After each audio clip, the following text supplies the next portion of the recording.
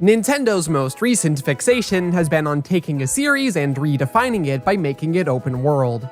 Zelda started this trend with Breath of the Wild. Mario followed suit by first bringing back sandbox gameplay with Odyssey, but then expanding the concept with Bowser's Fury, a collection of 3D world-structured levels scattered as islands that can be approached from many directions. Pokemon started expanding on this open-world sort of concept, however mixed the results ended up being. Heck, even something like Pikmin took this sort of direction, with the camera angle shifting to a more personal level. It shouldn't have been too much of a surprise to learn that Mario Kart would be taking the same approach, but it still was. What does an open-world Mario Kart even look like? Well, I played it, and in short, it's a lot more interesting than I thought it would be. I'll be honest, I was going back and forth on whether I even wanted to make a video on this game, especially so close to launch. Whenever I make one of these videos, I like to beat the game I'm talking about. But for Mario Kart World, I haven't done that. I haven't even unlocked mirror mode yet. The truth is that I don't want to burn myself out, as this is a game that I know I'll be playing pretty consistently until the next Nintendo system comes along. At the end of the day though, I think my thoughts are pretty solidified, and unless a big update comes along to address my complaints, I don't think my mind will change on it. So let's get into the game, its strengths, and the annoying little issues sprinkled throughout. The central gimmick this time around is that there are no individual tracks that exist in their own little worlds. Everything exists in the same world, and so each track needs to be designed in a way that makes contextual sense with their surroundings and how they connect with the other tracks. The game succeeds at this goal. There isn't a single thing that feels out of place. The retro tracks are particularly impressive in this regard, as they fit so well into the world itself that around half of them I wasn't able to immediately identify as coming from older games. Connecting these tracks together are intermission sections, a route through the world that provides a direct path from one track to another. Despite this, the structure of the Grand Prix hasn't really changed at all. There's still a short loading screen clearly delineating each race. Prior to release, I thought that there wouldn't be any loading screens. I also didn't expect the intermission sections to be part of the race itself. I also didn't watch the Treehouse because I only watch those for games that I haven't been sold on. I'm thankful that the intermissions are actual races, as it helps add a nice bit of variety that helps make this game feel distinct from its predecessors. These intermission sections are kind of a make or break element of the game, and for me I'd say that they are just as enjoyable as the tracks themselves. They have a certain Mount Wario quality to them, as well as just offering good opportunities to try and use a new trick system. However, while I'd say this format makes the gameplay more distinct from prior entries, it has the unfortunate side effect of making the tracks themselves less memorable. There are certainly cool set pieces, like going inside a movie in Boo Cinema and driving along the film reel, or going into a beautiful cavern in Dandelion Depths, or the gorgeous feudal Japan-themed Cheap Cheap Falls.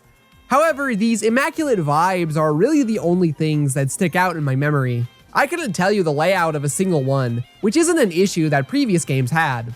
I think part of it is that the tracks didn't need to rely on game-wide context previously. It didn't matter that in Mario Kart 7 you go from a large Neo city to an island several hundred miles away, because these tracks are completely isolated from one another. They were much freer to just explore whatever concept they wanted. They also weren't constricted by a world that can be freely explored outside of the course. Everything that wasn't a direct part of the track was mere set dressing. It allowed for each track to feel alive. Mario Kart World doesn't care if the tracks are alive, because it has to make sure that the world as a whole is alive. While the tracks succeed in allowing the world to have the same memorability as previous games, it comes at the cost of the tracks on their own being relegated to mere contributors to that world. This is probably why Rainbow Road is far and away the best track in this game. It is seriously leaps and bounds ahead of every track preceding it. Driving from Peach Stadium and then shooting up into the sky to Rainbow Road, it seriously feels like you're leaving the world behind. There are references here and there to that world. You'll see different characters pass by on a train, and the world itself beneath the track, but it exists outside of it. You can't even access it in free roam because it's not directly a part of the world. It feels special. Also, it's just a euphoric and triumphant track, even more so considering how mediocre 8's Rainbow Road was. It references every Rainbow Road track in the series with its design while still having its own distinct flair. While 7's Rainbow Road is still better conceptually as a journey through the solar system, I think World just about edges it out as the culmination of the entire game. It's just a really satisfying track to race on. Speaking of satisfying race stuff, let's talk about the new mechanics. Great transition, I know. Despite the more open approach to the game, I think what really elevates World as a whole is the new trick system. Since you'll be driving in a straight line with little room to drift, a more developed system was devised. When they announced the game, I thought that the big gimmick was this new trick system before they delved into the open world stuff, but funnily enough, after having played the game for a good bit, the trick system, for me, is the most interesting part of the game. It's fairly simple on paper. You can rail grind Sonic style, you can ride along walls, and you can bounce off of obstacles that would otherwise spin you out. In practice though, it is the most immensely satisfying part of the game. Much like the sandbox 3D Marios, a large portion of the fun of the game comes from just messing around with the controls, and this is coming from someone who still sucks at the game. It has a much steeper learning curve than you might initially think, especially when you're trying to maintain speed. Sure, it's generally easy to jump onto a wall, but jumping onto a wall mid-race and using it as a way to generate enough speed to stay ahead of the competition is where the real challenge lies. Some of the shortcuts I've seen, especially in the Great Block Ruins course, are insane, and it's easily the most fun Mario Kart game to watch others play because of this parkour system. The only other game that comes close to this are videos of really talented people hitting some of the ultra shortcuts in Wii. Hands down, the trick system is the best part of the game, and it's not even close. I've been a little too positive recently, so let's talk about how Nintendo carefully crafted the worst character unlock system of all time. I cannot think of a single worse way to unlock characters than what Mario Kart World offers. Characters like Donkey Kong, Rosalina, and my beloved Birdo are all unlocked the good old-fashioned way, via completing the Grand Prix. These are not the issue. The real problem comes to unlocking what the developers call obstacle characters. These are guys like Cow, Cataquack, Conkedor, etc. Basically, you unlock them by getting turned into that character by the new Kamek item. I have no idea what they were thinking. I don't hate the idea on paper, it actually seems kinda charming and whimsical. Kamek comes and changes you into a random obstacle character for a few seconds, and summons a bunch of those obstacles ahead of you as well. The issue is that what obstacle character you are changed into is completely dependent on RNG. I get that for actual races, having no clue who you'll be turned into when he shows up is kinda fun, but tying character unlocks to that is really stupid. Unlocking them by just playing normally would take days upon days of consistently playing the Grand Prix. But what if I don't want to spend days? Well, just grind out each stage with a couple of players over and over and over again, with one just kinda sitting in one specific spot, while the other goes to another spot with item boxes, and then spam the heck out of whatever you get until you get the character you want. There's no real pattern or consistent spot for when you'll turn into these dudes if you aren't specifically trying to abuse the game's mechanics. And that's assuming that someone even gets the Kamek Orb in the first place. If it were a secondary option for unlocking characters, then I'd be singing a different tune. But as the only option, it's genuinely terrible. Like, top 10 most baffling design decisions I've ever seen in a Nintendo game. It's up there with the destination wheel from Chibi Robo Ziplash as worst game mechanic Nintendo ever made, except I can actually kinda understand why the developers added the stupid wheel as a way of encouraging exploration of the levels, even if that reason is dumb. I can't see any reason for the developers having done it like this, apart from having no other ideas. Like, why not tie obstacle character unlocks to finding collectibles and finishing missions in free roam? Maybe that would be too compelling and fun, but they locked mirror mode behind completing missions and such. Why can't that be something for unlocking characters? As it stands, it is by far the single biggest issue with the game, which is especially frustrating considering the obvious fix for it. I guess since I brought it up, we'll talk about free roam now, something that I was really interested in. On paper, free roam sounds kind of bad, actually. Like, what, you just drive around and activate these P-switches and start missions, and your reward for completing said missions are stickers, little cosmetics that are barely visible on your vehicle, even though these missions would have been a perfect place to shove character unlocks as a good extrinsic reward for completing them. I promise I'll stop complaining about that now. There are a couple of other trinkets that you just kind of collect. It's basically impossible to see which collectibles you've already found and what missions you've already done, making any form of proper completion a complete pain. Doesn't sound that appealing, does it? In reality, however, free roam taps into a certain childlike aimlessness that I haven't really felt with a game since I was 4 years old playing Mario 64 for the first time. Mario Kart World is a wonderful sandbox that just allows you to do stuff. It helps that I'm a more intrinsically motivated player and will generally do things in a game just for the heck of it, reward or no. It's like free roam was designed specifically to tailor to me. When you're just playing to play, it almost puts you in a zen-like state where you just ebb and flow with the level design. A lot of the missions will spit you out towards the end of a track, even when there's another P-switch right next to it. It's like the game is actively pushing you to just drive around and explore. To just do whatever immediately comes to mind and not worry about anything that isn't right ahead of you. It beckons you to just exist in this world. Even though the lack of an in-game tracker for anything other than the question mark panels does make the process of trying to nab all the collectibles more annoying, if you're able to put that aside and lose yourself in this large sandbox, I think there's a lot to enjoy about free roam. It helps that Mario Kart World is such a pretty game. I think its real strength over previous entries is in the stylistic choices they made. Everything here feels so much livelier. The karts and characters have all been rounded out for a more playful vibe than the futuristic vibe that 8 was going for. The game feels brimming with personality. The way the characters squash and stretch, the over-exaggerated movements when drifting or performing tricks, the silly animations they do when you select them, all of it adds up to a wonderful feeling game. How could one ever be in a bad mood when playing?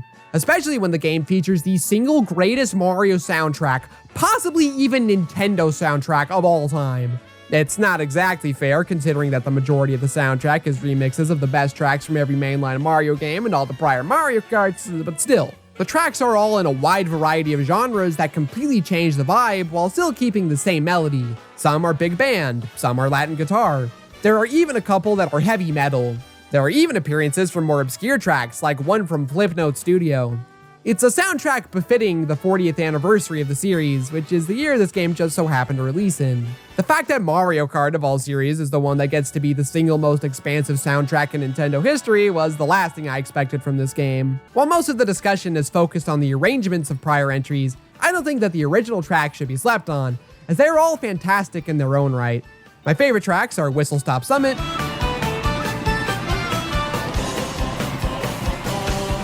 DK Spaceport,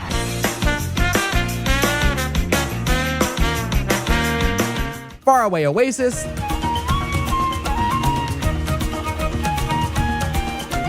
Peach Stadium,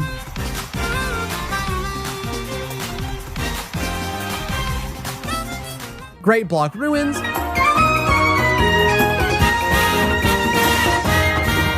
Boo Cinema,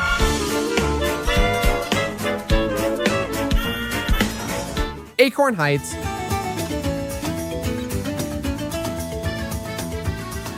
and Rainbow Road.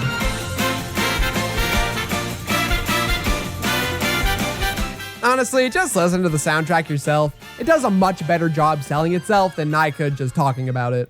Now, you might have noticed that I haven't talked too much about Knockout Tour, and that's for a very good reason. The CPUs are all cheaters and sadistic demonic entities who only want to ruin any chance at happiness that I may have, and the trauma of the pain they put me through is too much to handle. In all seriousness, I think that the CPUs being an actual challenge this time around is pretty good, considering that previous entries tended to get a little stale when you won against them all the time. While it can make the game a little frustrating at times, it also makes for a much more engaging play experience, and Knockout Tour shows this buff excellently.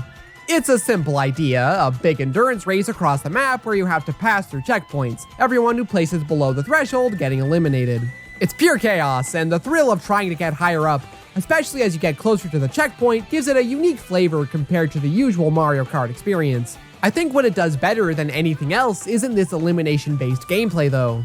Knockout Tour's biggest strength is that it uses the world better than anything else in the game. Sure, you can explore it in free roam, but I still feel like the world is used better here. The whole thing is one seamless experience, with you going through 6 different tracks and the intermission routes between them, crossing huge swaths of the map in each rally. This feels more meaningfully used than the rest of the game. Here, you're actively crossing it with no breaks like in the Grand Prix. The set purpose of beating out 23 other racers feels inherently more satisfying than just meandering around the world, making up your own fun. The Grand Prix and the tracks that it contains would probably work without the world and the intermission sections, but there isn't any real way that Knockout Tour would work without this world. Free roam is a nice bonus, but it's not enough to sell the entire concept. It's the cherry on top, not the ice cream itself. I'd almost go as far as to say that it's the biggest justification for the interconnected world. I honestly can't think of anything I dislike about Knockout Tour. It really is that good. Much like how the developers clearly see battle mode as an afterthought, I figured I'd treat it as much in this video. Seeing the track selection for battle mode brought back some trauma from the original battle mode 8 had, but thankfully these are just maps based on those tracks and not the tracks themselves. Otherwise, it's the good old battle mode. With how different the rest of the game modes feel this time around, it's weird how by the books battle mode is by comparison. Playing through Balloon Battle and Coin Runners feels exactly the same as it always has, which wouldn't normally be an issue, but this is Mario Kart World we're talking about. The only real difference between previous entries and this one is that there are 24 total people on the map, and that's about it. Even more baffling is that this is following up 8 Deluxe, which had the best battle mode in the series. There were like 5 different modes to choose from with their own distinct flavors, and it made the mode something to actually come back to pretty regularly. In World though, it's just too basic to really be worth it. Renegade Roundup is the most devastating loss for me, as it is by far my favorite battle mode the series ever introduced. It would have been so cool to see it here with this many racers, and using the new trick system to avoid capture or get a sneaky shot in. It would have certainly added more fun than 8 Deluxe had. Maybe in some future update they'll get these in, maybe even something completely new, but I'm not holding my breath. It's not like it's that big of a disappointment here. Battle mode was never the reason I'd play Mario Kart, but it's still the weakest part of the experience. In all, I'd say that the single sentence that best sums up my thoughts on Mario Kart World is that the world is simultaneously the single biggest strength of the game, while also being its Achilles heel. Just about everything that I like and dislike about the game, battle mode notwithstanding, really boils down to the world. This pursuit of a lively world comes at the cost of memorable tracks, and the one track that is memorable is the only one that isn't specifically tied to the world. Free roam is a neat bonus, but because it doesn't have much extrinsic value and only barely ties into the game's unlock system, it doesn't really feel like it justifies the world's existence, which is especially annoying when the system to unlock characters is genuinely one of the most unpleasant experiences of my life. Yet Knockout Tour is the best, most engaging thing to come out of the series in years, and the Grand Prix intermission tracks that come from the game being set in an interconnected world make it a super refreshing experience after 11 years since the last real entry in the series. Even Free Roam taps into that childlike wonder of just existing in a virtual world. The weird thing about all of this is that I'm not exactly conflicted on whether I like the game or not. It is a blast, the Mario Kart experience I've come to love, with a few retooled elements that make for a nice, refreshing experience. It feels different enough to justify its own existence while not straying so far that it's unrecognizable. Perhaps it's too soon to fully call it, but as it stands right now, it's tied with Wii and 8 Deluxe as my favorite Mario Kart, and if the issues I had with it were ironed out, it would be no contest. Wii would only be able to stand up to it due to nostalgia. Now, if you'll excuse me, I've got to get back to grinding out some wins in Knockout Tour. Thanks for watching.